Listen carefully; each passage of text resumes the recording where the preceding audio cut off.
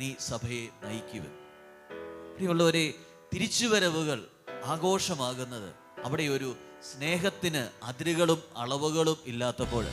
പത്രോസിനെ എന്തുകൊണ്ടാണ് പത്രോസ് ആദ്യം ഈശോ ചോദിച്ചപ്പോൾ ആ വാക്ക് തന്നെ ഉപയോഗിച്ച് മറുപടി പറയാൻ പറ്റാത്തതിന് കാരണമെന്ന് അന്വേഷിച്ചു കഴിഞ്ഞാൽ ഒരേ ഒരു ഉത്തരവേ ഉള്ളൂ: പത്രോസിന്റെ ഉള്ളിലെ കുറ്റബോധമാണ്. പത്രോസിന്റെ ഉള്ളിലെ കുറ്റബോധം. ഞാൻ ഈശോയെ 3 പ്രാവശ്യം തള്ളി പറഞ്ഞു എന്ന വേദന. ആ വേദനയിൽ നിന്ന് ഈശോയെ, നിന്നെ ഞാൻ അതിരുകളില്ലാതെ അളവുകളില്ലാതെ സ്നേഹിക്കുന്നുവെന്ന് പറയാനായിട്ട് പത്രോസിന് സാധിക്കുന്നു. പലപ്പോഴും നമ്മുടെയൊക്കെ പ്രാർത്ഥനകൾക്ക് ബലം നഷ്ടപ്പെടുന്നതും, പ്രാർത്ഥിക്കുവാൻ മടി തോന്നുന്നതും, പ്രാർത്ഥനയിൽ ഒരു ഉത്സാഹമില്ലാത്തതും, നമ്മുടെയൊക്കെ പ്രാർത്ഥനയിൽ തീക്ഷ്ണത കുറഞ്ഞു പോകുന്നതും നമ്മുടെയൊക്കെ ഉള്ളിൻ്റെ ഉള്ളിൽ ചില ബലം, അല്ലെങ്കിൽ നമ്മുടെയൊക്കെ ബലം നഷ്ടപ്പെട്ടു പോകുന്നതാണ്. ആത്മാവിൻ്റെ ബലം നഷ്ടപ്പെട്ടു പോകും, ആത്മീയതയുടെ ബലം നഷ്ടപ്പെട്ടു പോകും.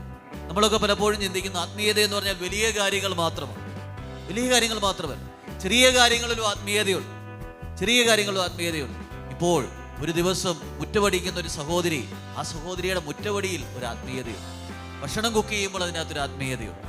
പറമ്പിൽ കാട് തെളിക്കുമ്പോൾ അതിനൊരു ആത്മീയതയുണ്ട്. നമ്മൾ ചെറിയ ചെറിയ ജോലികൾ ചെയ്യുമ്പോൾ അതിനൊരു ആത്മീയതയുണ്ട്. എല്ലാത്തിലും ഒരു ആത്മീയതയുണ്ട്. ആ ആത്മീയത എല്ലാം നമ്മൾ ദൈവത്തിലേക്ക് എത്തിക്കണം. പക്ഷേ നമ്മുടെ ഉള്ളിൻ്റെ ഉള്ളിൽ ദൈവത്തോടൊരു തുറന്ന മനസ്സ്, ദൈവം എന്നെ സ്നേഹിക്കുന്നു എന്നുള്ളൊരു വിചാരം നമ്മുടെ ഉള്ളിലുണ്ട്. ആ സ്നേഹത്തിന് അതിരുകളില്ല, അളവുകളില്ല.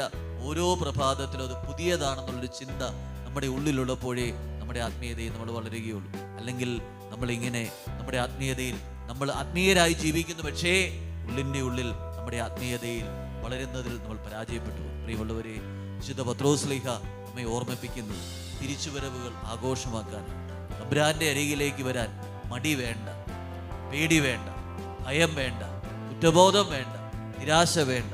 കർത്താവ് നമ്മളെ കാത്തിരിക്കുന്നുണ്ടെന്നുള്ളൊരു ചിന്തയാണ് കർത്താവ് നമുക്ക് നൽകുന്നത്. ഈ ചിന്ത നമ്മുടെ കൂടെ നമുക്ക് കൊണ്ടു നടക്കാം. ദൈവം നമ്മെ അനുഗ്രഹിക്കും.